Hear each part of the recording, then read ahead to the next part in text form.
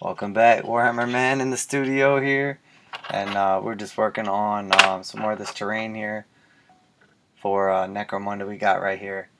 And in the back you can see the separate like kill team silver stuff that we've been basically going through and doing like all the copper highlights on. So we're doing it different on this one. We did like the copper with the aluminum. On this one we're doing like the rusty color, the tetanus, with the lead belcher. So right now we're going through and we're picking out basically like the same details that we picked out on the kill team set. We're picking out on the Necromunda set, but we're picking them out in lead belcher on this set and leaving the rusty color behind. So we're kind of doing like the opposite. Well, sort of. I don't know. It's like the orange and the metal get switched around almost. So yeah, I just figured I'd pop in for a little build paint. I felt like knocking out a little bit of my own stuff and messing around for a minute. So I've been doing other stuff all day and just felt like kind of messing around with the studio stuff and getting a little bit of paint laid down and kind of seeing how things were looking. So I'm just gonna work on this bad boy for a second, and all I'm looking to do right here basically is just I'm gonna run this ridge right here around, and I'm just gonna do like a lead belcher and kind of bring that up a little bit, and then basically get that as like our little trim, our little edge, kind of lighten the whole thing up and break up the monotony of our of our rust. But that rust is going to stay down in the cracks and deep down in like all the crevices and kind of give us like a darkness to everything. But at the same time, it has like a lot more depth than if we were just like leaving it like black or just a dark brown by itself, because of the couple like steps we took laying it down early. So now that we have that, we go through and do this, and then we're going to use like a regular like paint color, not a metallic, later on to kind of like fill in these areas, but we're not going to fill it in completely. We're just going to paint it in from the bottom up on each panel, and then it's going to look like it was worn away and the rust is showing through from underneath. And then we'll finally go through at the end and we'll do like a little bit of like a water. I can't think of what it's called, but it's basically like just the like dirty stuff that the water like kind of leaves behind as it just flows over an area repeatedly. And that'll be like the final step that kind of brings like all of the terrain in together. And because you want it to be a bunch of different colors, but when it's all said and done, you want it to look uniform too, like it's all part of the same environment. Because a lot of times you'll see stuff and it's painted really nice, but then it looks like it doesn't quite belong. So you see how just like that one edge is kind of like brightening up the whole thing, but it's still giving us like all of our just like dirty look and everything. And my favorite word is that dingy look.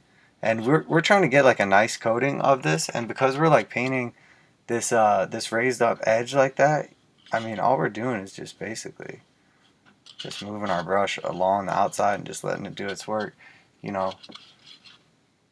Make sure there's just like no easy way I've found yet of filming myself paint, and I know people like to see the actual painting process. I mean, even though there's not really like that much to it, but all I do is just got my brush a little more wet, so it just spreads a little easier. And I'm just using like a junk whatever brush. This is not like, none of this is like rocket science or anything. Like, we're basically just trying to lay down some paint in different areas, in a controlled manner so that we're not making a mess, but we're essentially just covering the majority of, whatever surface area we're going for. So right now we're basically just taking that trim and just, making sure that it gets like picked out. And then, anything we miss or any little mistakes we make along the way, the wash is going to actually like do the cleaning up for us, as it gets like down in those cracks and basically just like does the blending. And then again, because we're like because we're painting like an environment that's like, you know, worn and, you know, weathered over time and everything like that. It's not necessarily, you know, bad if there's like chips and breaks and like, you know, spills and whatever all over the place. So, and again, now we're starting to see how that's kind of coming together a little bit, but it's staying down in the cracks. We still have like that like, you know, rusty, junky looking color. But as we just pick out our different details, the whole thing is just going to all around just start looking better. So, and then you'll see too, whenever I paint, and this is like something that everybody I think that has like a steady hand or that's like a good painter does, I always like put one finger like as like a stabilizer, kind of like when you shoot pool. So I'll put my finger here so the object is like stabilized to my hand that I'm painting with, and then I basically like lean. Um, sorry, I'm just trying to get it so you can see a little better and I'm comfortable. And then I basically just lean like my pinky on that, and then I use my pinky as basically a guide to just go around and, you know, make sure that I'm not like wavering. Because if I do the exact same thing but I don't put my pinky there, and this feels so weird, yeah, there's no way. You just don't have nearly as much control if you don't use like the stabilizer. But if you do like this, I mean, you know where both things are going to be at all times. You know what I mean? Because they're essentially like linked together. It's the same as, you know, I had done like a little post on the Thunderhawk gunship, and someone had mentioned about like using plastic glue. And someone else had mentioned, no, you don't really want to use plastic glue. You want to use super glue on like plasticard. You don't necessarily want like a permanent effect right away. One of the benefits of super glue is that it's brittle. So if you need to change something, you can kind of like break it off and mess with it. You know, and then you can build it up with like more plastic and more super glue over time. But essentially my point was, one of like the engineering techniques that I use when I'm like building and converting models, especially larger ones, but almost everything I do when I do a conversion, if I'm adding something on, I use like it's like the 3-point rule. Whether you want to call it like engineering rule, wrestling, whatever it is, the idea is that if you have like 2 points of contact, I'm going to do a little demonstration. You know, we'll just use like 2 of these things. If you have like 2 points of contact between these, and you literally like want to glue these chains together, and you just glue them like that, they're going to be so weak, and it's never going to glue, and it's never going to stay, and it's going to break like a million times. You know what I mean? But if you have, and that's 1 point right there of contact. They're touching each other in one place, okay? So if you do like this, and you were to glue these chains together, or you were doing a conversion or whatever, now it's going to be exponentially stronger because you form like a triangle basically. So you have this touching right here, and then it touches right there also, and now the whole thing becomes like strong like one thing. And then if you have something else that's potentially going to be weak, you can actually take a third item or whatever and then either bridge the gap this way or whatever, but essentially you're just trying to create like a 3-dimensional triangle. And then, you know, that's where you're going to gain like exponential strength, so stuff's like not breaking over time. And, you know, it's really just about multiple points of contact and like the added strength that you can gain from just like simple little techniques like that, like the stability that it adds, you know, and then overall, you know, you're not going to get nearly as many breakages. Your models are going to last longer. Your conversions are going to look cooler because it also gives like depth to it. And, you know, if you have something that's like a strong piece or whatever, that's not going to be a potential weak point, you don't have to worry about, you know, the same rules in that way. But if you have multiple little pieces that are glued together, or like for instance, if you were going to like lengthen a weapon and you had like a power sword, but you wanted to just make it bigger, so you took 2 of like the exact same power sword, and then you like, you know, cut the tip off one and then cut the base off the other, and you were going to connect them together to make like a bigger power sword, that would, like, you know, the 2 pieces would match up perfect because they came from essentially the same weapon. Well, now that's going to be like a weak point, and when you glue that sword together, those 2 pieces are going to connect like this, and, you know, they'll be strong this way because you have that whole plane of surface. You don't have to worry about it breaking that way, but it's going to be very weak this way, and it's going to want to always break. So there you have the 2 points contacting right there, okay?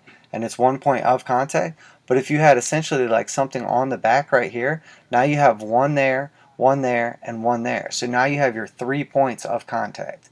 And that's like very much stronger. And then if you were to take essentially like, maybe that's just like a little energy, one of those little energy things that goes up the side of the power sword. I can't think what it's called. And then you put one on the other side too, and now it's going to be exponentially stronger because you have essentially like, just made that into one solid piece from its like smaller, weaker components. And that is something that you will see over time that you'll use, an infinite amount of times, because you might, on one single model, you might use that same little rule or that same little technique 5 or 6 times, and you're never going to have to worry about that model breaking. Because if you use that technique, it's going to be so strong. Like essentially what would have to happen for it to break is you're eliminating the weak point every time you strengthen it and you do something like that.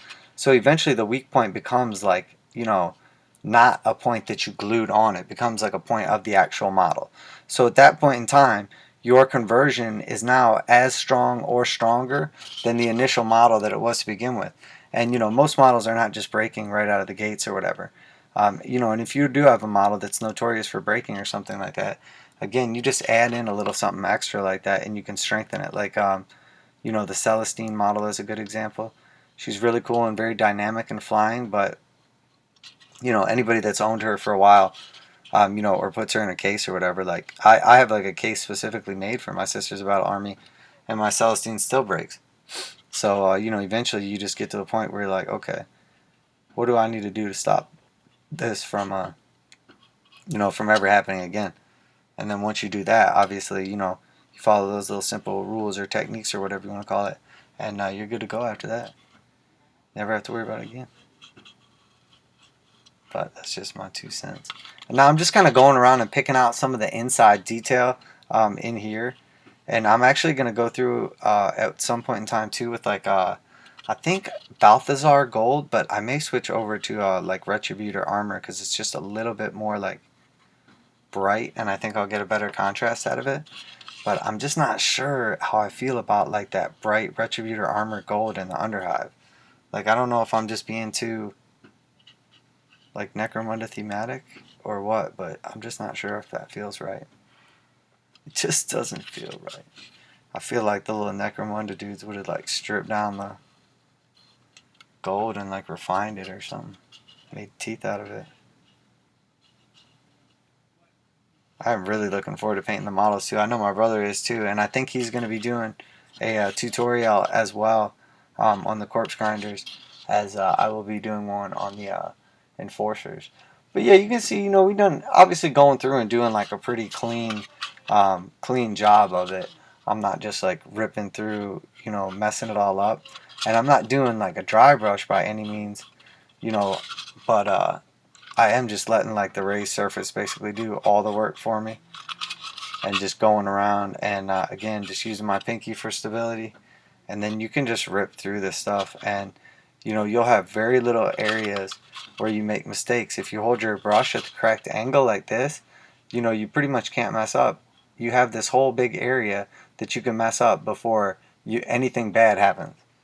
So all you got to do is, even if you mess up, just don't mess up too bad, and you'll be fine. And again, I'm just going through picking out a little bit of the details. Nothing too crazy. Maybe like a couple bolts other than this little trim. And then the other pieces for this are going to have like a nice bright look to them. So they're really going to like stand out, and we're going to get like a nice little like accent set from this basically. And they will contrast each other. That's why we did like basically 2 batches. So like I was saying, the pillars are going to get all done separately. So I don't know how I feel about this weird little trim that's on here. It almost feels like you should just run the brush around the whole thing and just save yourself some time. But you can almost do it the other way around and just leave a little bit extra like unpainted right where the bolt's at. Like kind of just not worry about getting